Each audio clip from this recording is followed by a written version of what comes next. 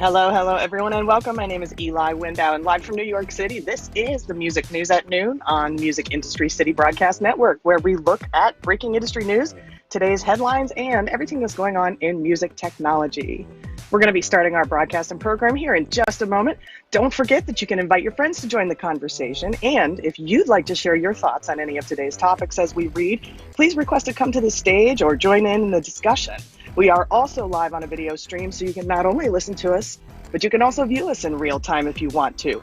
Visit our website for more details. You can also follow along with all the headlines in today's news from our website, musicindustrycity.com. Thanks for joining us today. We're going to be beginning in just a few moments with our countdown and our headlines of the day for today. Make sure that you follow your hosts and moderators by tapping on their images, or if you're on our live stream, hit that subscribe button. Register for free at musicindustrycity.com. And now we begin our countdown.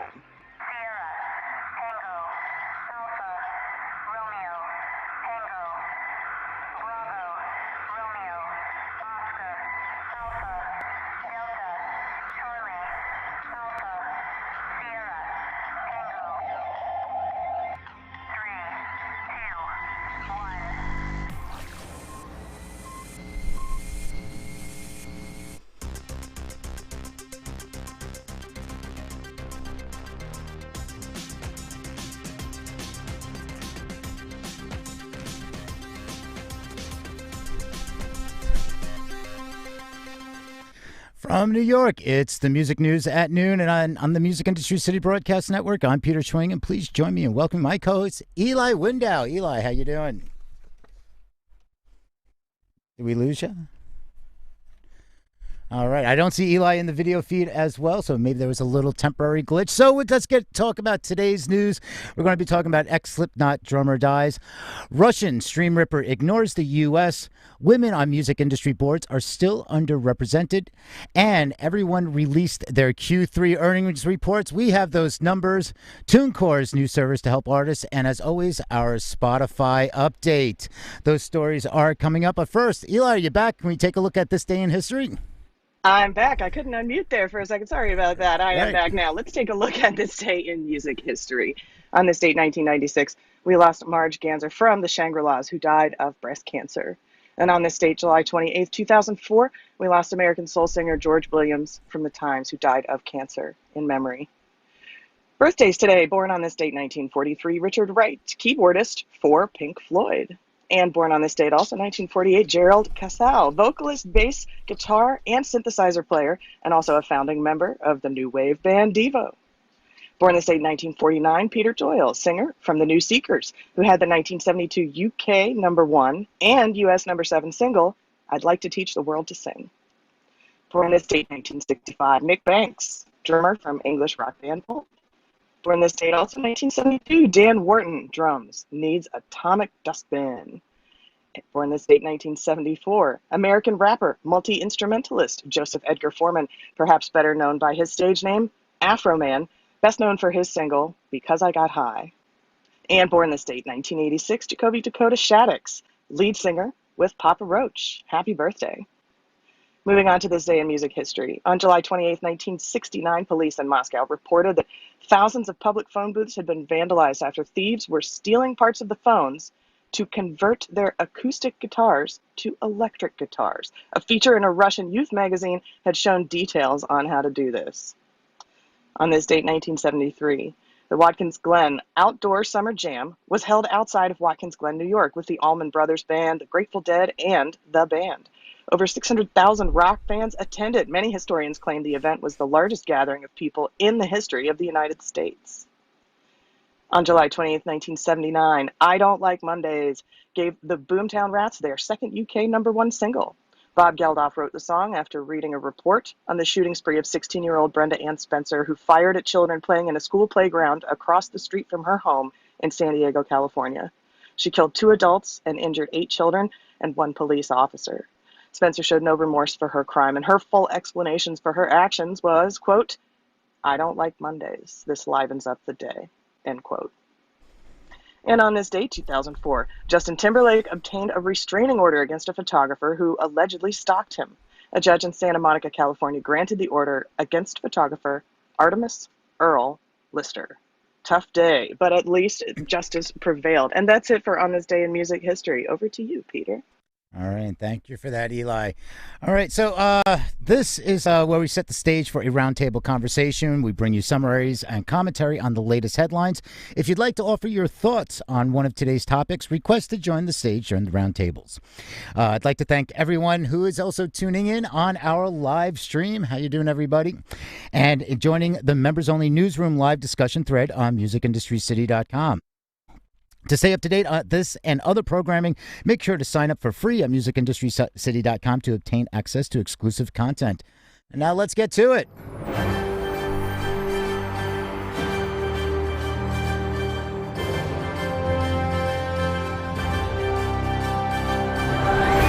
All right.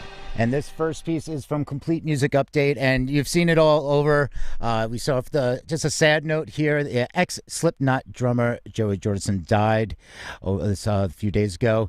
His family announced he was the other day. He was 46 years old. They go on to say, "We are heartbroken to share the news that Joey, prolific drummer, musician, and artist, passed away peacefully in his sleep on the 26th of July. Joey's death had left us with empty hearts and feelings of indescribable sorrow. Those that knew Joey understood his quick wit and gentle personality, giant heart, and his love for all things family and music. The family of Joey has asked that friends, family, and media understandably respect our need for privacy and peace at this incredibly difficult time." And it goes on, the family will hold a private funeral service and ask that the media and public to respect their wishes. Going back, a founding member of Slipknot, Jordison played on the band's first 4 albums. He left the group in 2013, although there was some dispute over whether or not he departed by choice or not.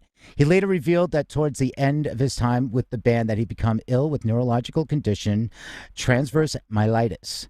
The condition eventually led him to lose the use of both of his legs, which he later recovered through rehabilitation. So it's sad news, and rest in peace.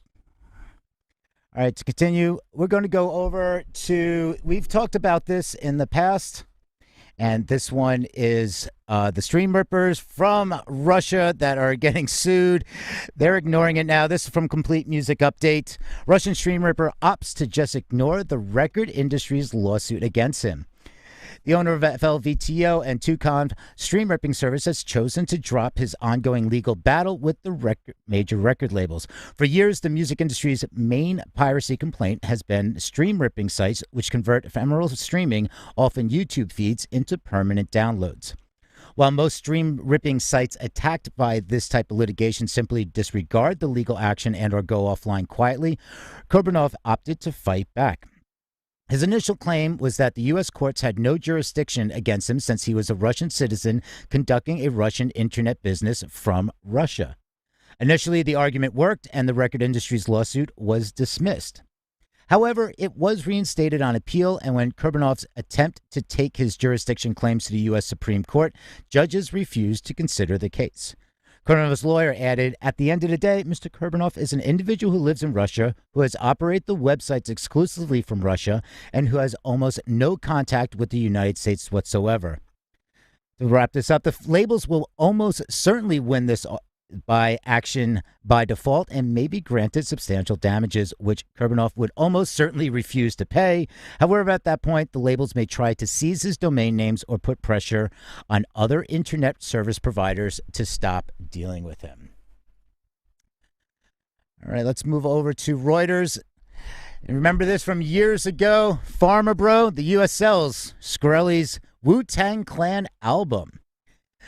The U.S. government said that it has sold imprisoned drug firm executive Martin Shkreli's one-of-a-kind Wu-Tang Clan record to pay off the over $7 million he was forced to forfeit after being convicted of fraud. Shkreli, who's 38, spent $2 million for the Wu-Tang Clan's sole copy and during a hip-hop group auction.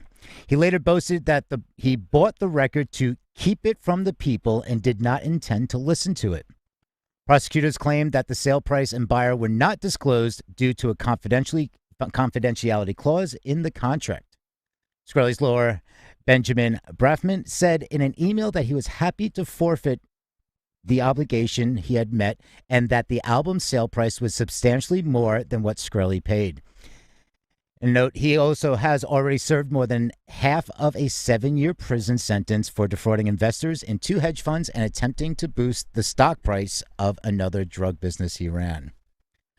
I can't believe that was like 7, 8, almost 9 years ago when this happened. It just seems like yesterday he was in the news with all his shady practices. But hopefully it ended up in somebody's hands. And earlier today, somebody was saying, I hope they don't turn it into an NFT. So hopefully that stays true. With that, let's have it over to Eli. All right, definitely. Let's check in with me, and we'd like for you to check in with your friends as well. So feel free to invite your friends to our show as well. Your friends can join in our conversation just like you can by requesting to come to the stage or chiming in the chat if you're watching on our video live stream. And hello to all of our live stream viewers. If you're listening and you'd like to watch us on the live stream in real time, feel free to visit our website where you can tune in and also access all of our other content and our articles, including our weekday Daily Brief podcast. Now, this is where we keep you up to date on items that we might not cover here in the Music News at Noon, such as new releases, tours, musical chairs, tech news, and check it out. This is all in less than 3 minutes. So check in and plug in and get charged up with our Daily Brief podcasts. While you're there on our website, make sure that you register for free with today's headlines. Again, our website is musicindustrycity.com. We want to thank you so much for tuning in with us today. We are here weekdays, Monday through Thursday at noon Eastern for the Music News at Noon from Music Industry City Broadcast Network. Now we go on with our headlines. This from Record of the Day. Women on music industry boards increases, but still underrepresented. Women in CTRL undertook an analysis of the board makeup of 12 prominent UK music industry trade organizations in July 2020, identifying the deplorable levels of diversity among these organizations, which are accountable for ensuring an equitable, varied, and inclusive sector. Women in CTRL has repeated its analysis, evaluating the gender makeup and representation of Black women on boards of directors, CEOs, and chairpersons of the same 12 organizations, and noting progress. The key findings are as follows. Female representation has increased, but women are still underrepresented.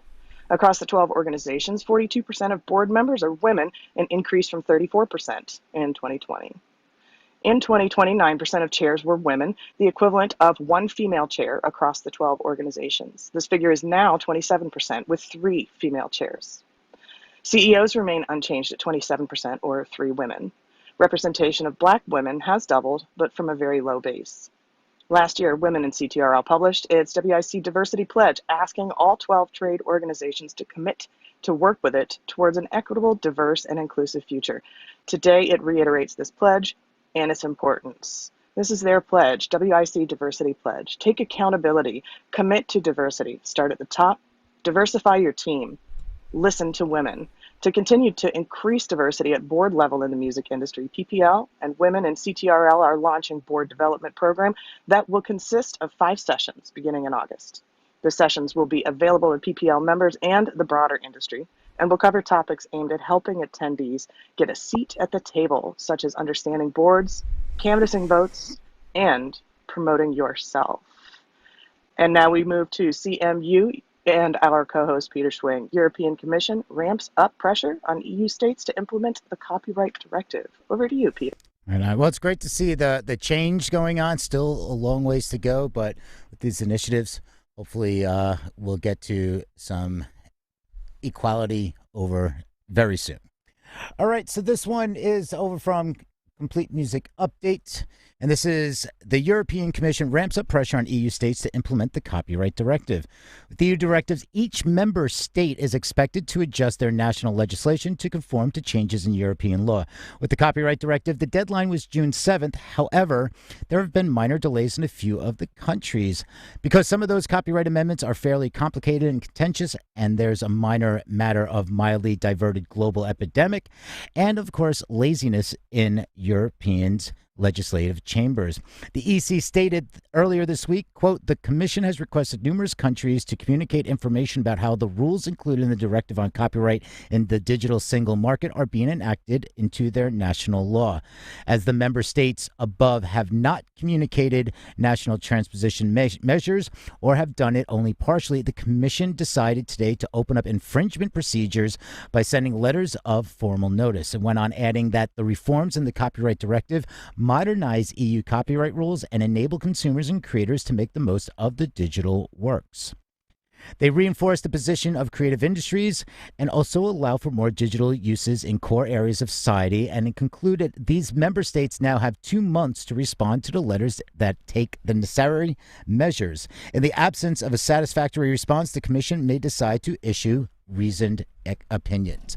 So this is, Angela, our UK correspondent, usually covers Europe. She has the day off, and I know we're going to come back to this also tomorrow because I know she has a lot to add on this. It's really very important what is happening over there and something to pay attention to. We're going to move on over to Belgium, and the Belgian Prime Minister says that indoor events could return in autumn. According to the Prime Minister, Alexander De Croo, indoor events should be possible in Belgium this September if residents are motivated to get vaccinated. According to Our World in Data, Belgium's vaccination effort has been relatively successful as far, with about 70% of the total population receiving 1 jab and more than 50% receiving 2 doses. The revelation comes on the heels of the declaration that Pukkelpop, Belgium's last big international festival after the cancellation of Tomorrowland's last month, will not be held this year. The festival is canceled due to new government requirements that would have required the festival to nearly triple its on-site testing capacity with less than a month until gates opened. The COVID-safe ticket, the CTS, which was unveiled last week, would aid in the full restoration of Belgium's live music business. And according to the Belgian government, the CTS eliminates the need for social separation. However, promoters must adopt a crowd control strategy as well as ensure enough ventilation in the event of indoor shows, which is assessed by a CO2 meter. So we're starting to see things change. I know these COVID passes are contentious in different areas, U.S., U.K., everywhere. And then you have Europe's passes. So, these things, it's going to be shaking out differently in different territories. With that, let's move over to some tech. And this one, some good news for TuneCore users. And this is also a Medium post. This is TuneCore introduces free new service for independent artists. TuneCore, which is owned by the Paris-based global digital music firm Believe, has unveiled a unique new service called TuneCore Cover Art, which is designed to enable independent musicians to create professional-looking artwork for their singles and albums for free. The TuneCore cover art tool was created in-house by TuneCore's client success team in response to artists' complaint about the difficulty of creating beautiful cover art that effectively represents their music on screen. Independent artists requested a solution from the company, and they delivered. The service includes dozens of photos, filters, typefaces, and layouts. Because of the numerous options, each cover art image can be a one-of-a-kind depiction of the artist's creative vision. And this demonstrates, TuneCore's continued commitment to help us artists grow in their careers. I like this, the more that distributors, especially for independent and DIY, are offering these type of services, and you can be able to have it all in-house in essence, is a great opportunity. I mean, Canva, so many artists, Canva is fantastic, but to be able to just go to your distributor and say, I'm going to upload this and create the artwork. I mean, you should spend more time on your artwork, your cover art, than, I'm going to upload my track. I need to make a piece of cover art.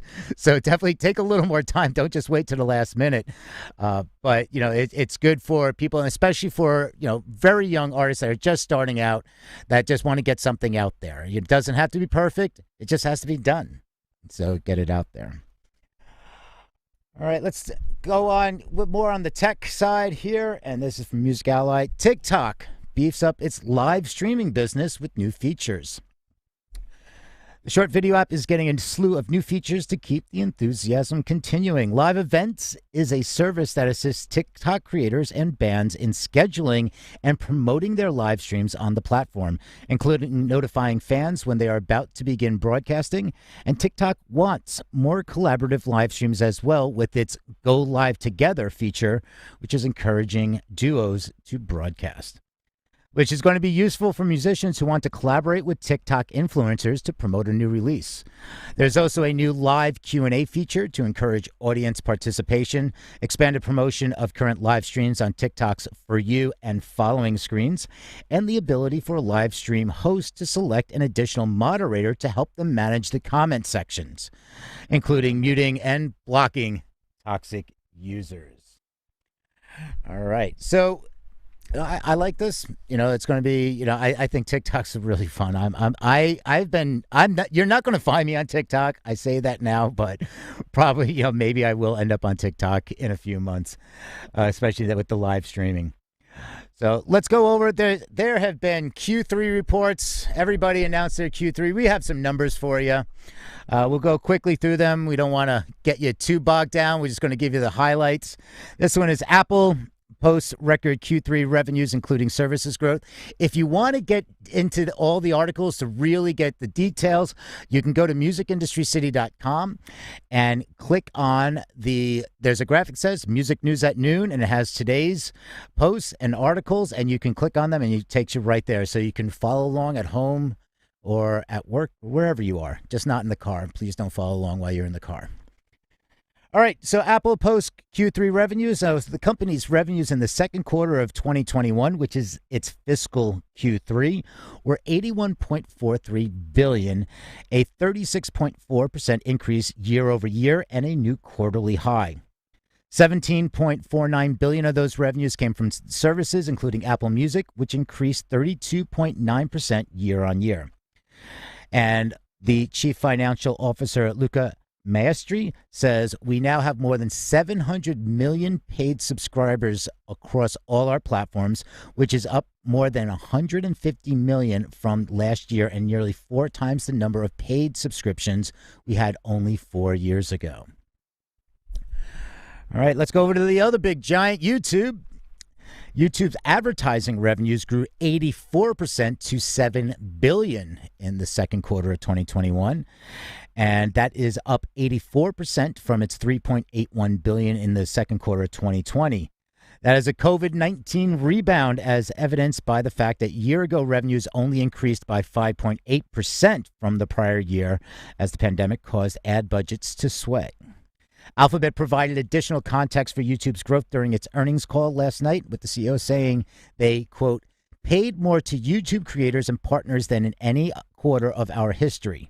He also updated the main public metric for YouTube Shorts, the service's TikTok competitor, which is now generating 15 billion daily views, a significant increase from the 6.5 billion figure it had previously touted.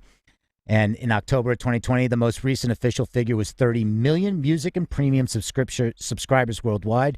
Meanwhile, YouTube's global head of music, Lear Cohen, announced in June that the company had paid out more than $4 billion to the music industry in the previous year. And with that being said, it's our favorite segment. Big green dot, hits the spot. The big green dot, it does hit the spot. This is the Spotify spot, where we take a look at the latest updates from streaming services around the globe. But before we do that, we do want to check in with your weather. There may be cloudy skies for those who are walking in Memphis, but good news. Flights are still touching down in the land of the Delta Blues, even in the middle of the pouring rain. And now over to you, Peter Schwing, for the Spotify spot. Right on. Thanks for that. All right. Well, we do have something for you. We have 2 Spotify spots today. And because they also had their Q3, their second quarter earnings reports as well. And I also want to make an announcement. Today is the 100th Spotify spot. Since we started doing this is the 100th Spotify article that we have covered. And I guess that means we've been doing this 100 days, it seems like, because not a day goes by without a Spotify spot. Well, it sounds like something we should have a cake for, Peter. A big green cake. Let's get on that. Right. So this Spotify subscriptions grew to 165 million in Q2, up by 7 million on the previous quarter. And this is saying that the 20% increase year on year and a 4% increase, or 7 million subscribers, over the 158 million subscribers counted at the end of the previous quarter.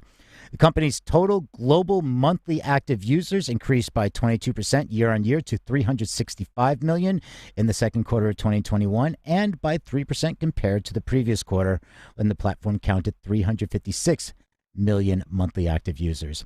Spotify's premium subscription growth culminated into premium revenue of 2.056 billion euros in Q2, a 6% increase over the 1.93 billion collected in the previous quarter. And the second part of the Spotify spot is that most of Spotify's top 0.8% of artists earn less than $50,000 in streaming revenue. This article is from Music Tech. According to a new analysis, there is considerable disparity between Spotify's top 57,000 artists, who account for 0.8% of the platform's income. Spotify stated in its loud and clear explainer that the top 0.8% of artists receive 90% of the platform's revenues. However, according to a Rolling Stone research undertaken by Tim Ingham, Spotify paid approximately $5 billion in royalties, 90% of which would be $4.5 billion.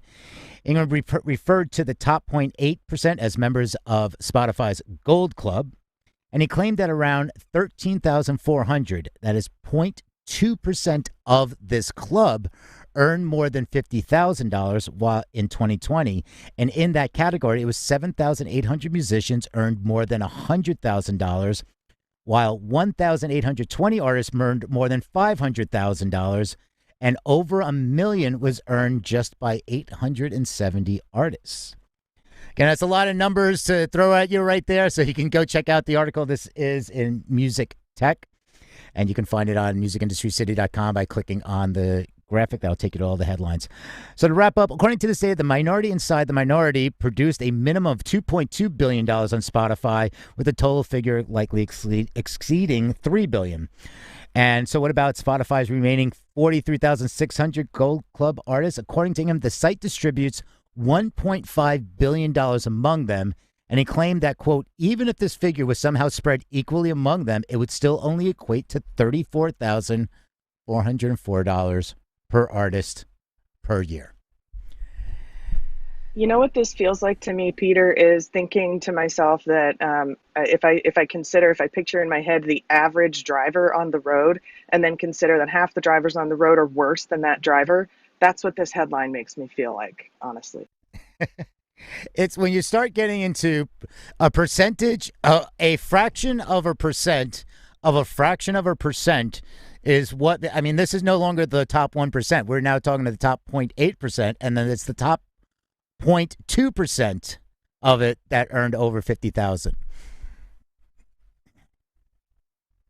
All right, so that's going to be it for the reads. I mean, I do have one more bonus read coming up in just a moment, but if there's anybody that would like to jump up, request to join the stage, or anybody in our live stream that has any comments, feel free to request or ask any questions and offer your opinions, thoughts, commentary, and we'd love to hear and talk about it. Again, you can also go to musicindustrycity.com, and there's a newsroom group in there. We call it the neighborhoods, and if there's anything that you want to post, like you want to submit an article, you feel free, and you can we can talk about more even when we're offline. Well, are we ever really offline? But I see Jamie has joined the stage. What's up, Jamie? Great to see you.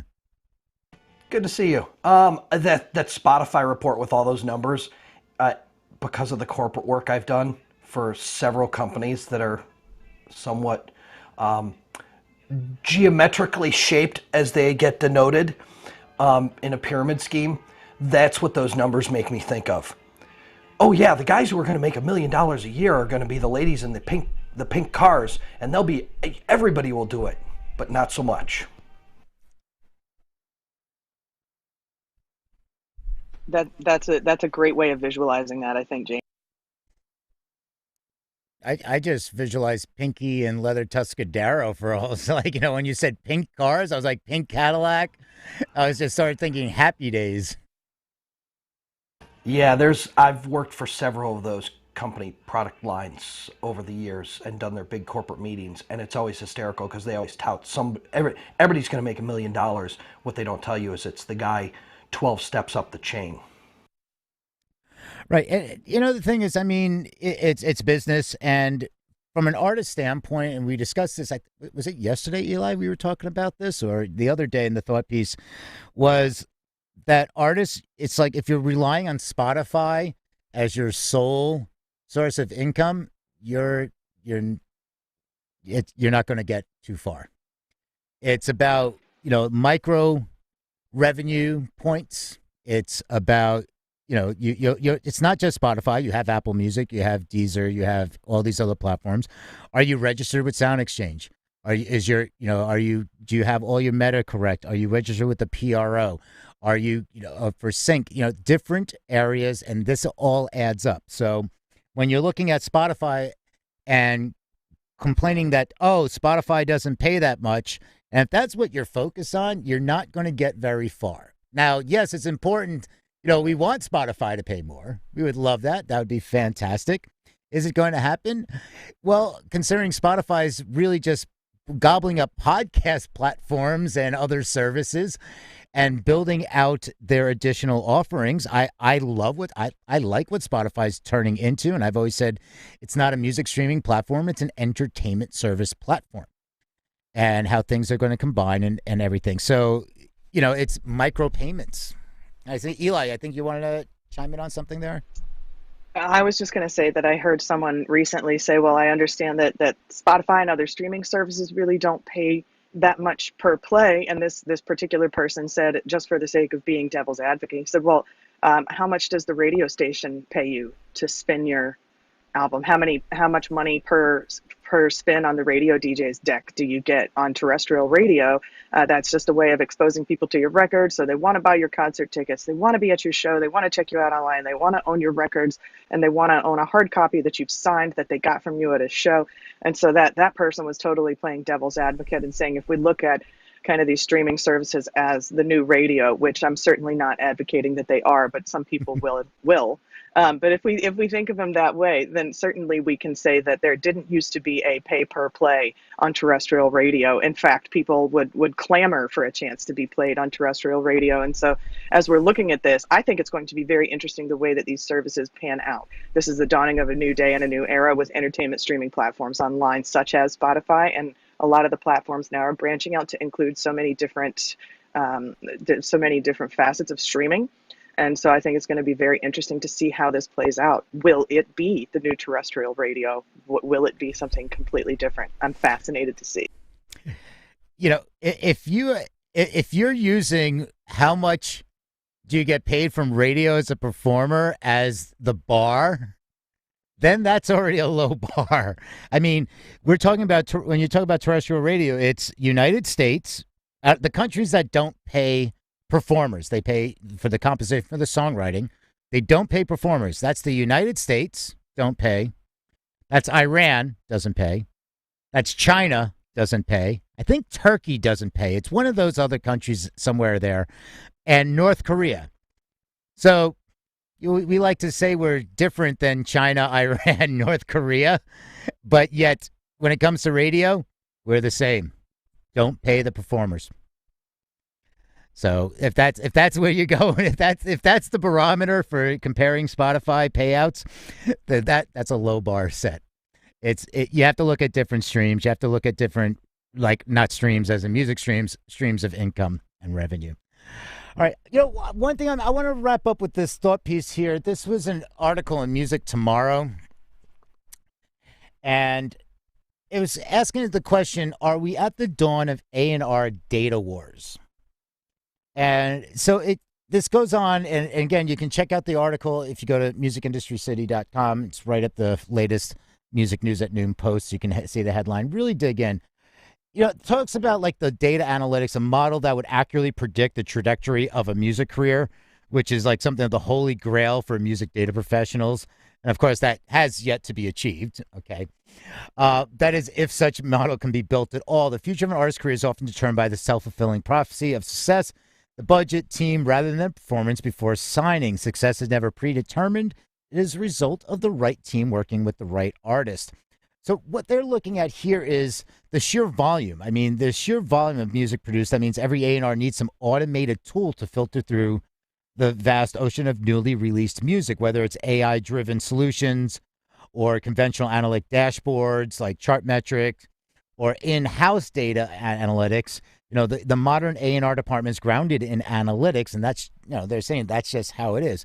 Now, of course, to interject, I mean, it's not just analytics, it's your gut. I mean, that's what, good A&Rs go with their gut, and sometimes they have to fight, as you hear many stories of those pitch meetings, and they're like, nope. And every week they're like, hey, I'm bringing you this artist. I'm bringing you this artist. I'm bringing you this artist. You have to see them live.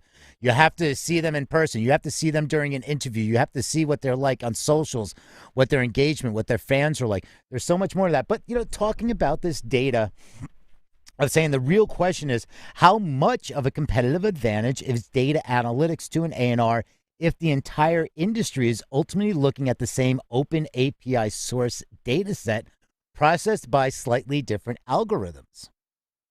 So this is an interesting note. And for any like the data nerds out there, this is like, they're like, yeah, chomping at the bit. So they have you have this, and like, what talking about is like the late 2010s were all about key players racing up to the analytic pipelines.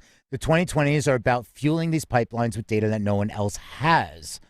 Okay, so they talk about, DistroKid which has 2 million DIY artists, launched its upstream feature, essentially offering unique artist consumption data to selected label partners in exchange for a signing fee.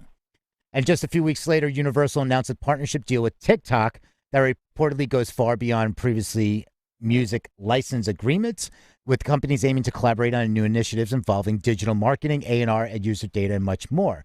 So this is like, the existing data folded into 3 simple categories based on its source, which is OpenAI and crawl data, that's the type of data available to anyone with the Spotify API key. And categories are high-level metrics, such as what the following is across platforms and monthly listens. And then you have the streaming consumption data. This type of data is much more gated. It represents the sales reports provided by the streaming platforms to distributors. And then different streaming platforms have different data sharing policies in place, but generally speaking, the category includes more granular, like stream counts, stream sources, playlist, library. And then you have the first-party analytics, which is shared by different streaming and social platforms directly with the artists. So it's like Spotify for artists and YouTube Creator Studio. So these are really interesting things. I mean, if anybody, it's something to think about when it comes to like understanding data and analytics and looking at this from an A&R perspective, and the point of interest from the music industry. So it's important to look at data. It's also important to trust your gut as an A&R. And that's what you're going to hear a lot of A&R people say. They're like, hey, I got to like the song and I got to like you. But that's it for like, the open thoughts. And if anybody else has some comments, thoughts, they want to, jump up on stage before we wrap up, and we can take it from there. Eli, anything to stick out for you? Well, definitely, I'm interested in the A&R sector. A&R is a nerdy habit of mine as well. And so I think that it's very important to trust your gut. And just remember, you would not be in this position if your gut did not tell you good things. So if you are in A&R, definitely trust your gut. But I wonder if anyone else listening or watching on the chat, or watching rather on the live stream, has any comments. Feel free to chime in the chat or join the conversation if you have anything you'd like to add. And don't forget that you can find out more about all of today's headlines at musicindustrycity.com. And you can also register there for free to gain access to unique content and invitations to special events. So I wonder, do we have any final thoughts today from anyone? Peter, how about you? What's a final thought of yours? Final thought is, I think we're going to wrap up and go outside and get some sun. I suggest everybody else to get some fresh air as well. We are going to be back here tomorrow. We combined the 2 morning shows. We combined the 11 a.m. Good Day Music World, and we combined the music news at noon. So we now have one constant stream of consciousness. So the morning show at 11 a.m. Eastern, we talk about its open format. We talk, artists, business, anything that you want to bring to the table. It's a much more open conversation. And then right at 12 o'clock p.m. Eastern, we go into the music news at noon. So check it out, musicindustrycity.com. Sign up for free. There is a lot coming up. We also have the event up for our August resident networking event. So it's for the residents of Music Industry City. So check out, be on the lookout for that email, or you can go right to the website and sign up and RSVP. So with that being said, have a great day, everybody. Thanks, and have a good one. See you tomorrow. Great to see you, everyone. I hope you have a great day today. Todd, Dead Air, Lindsay, Peter, everybody. We'll see you tomorrow. Have a great day.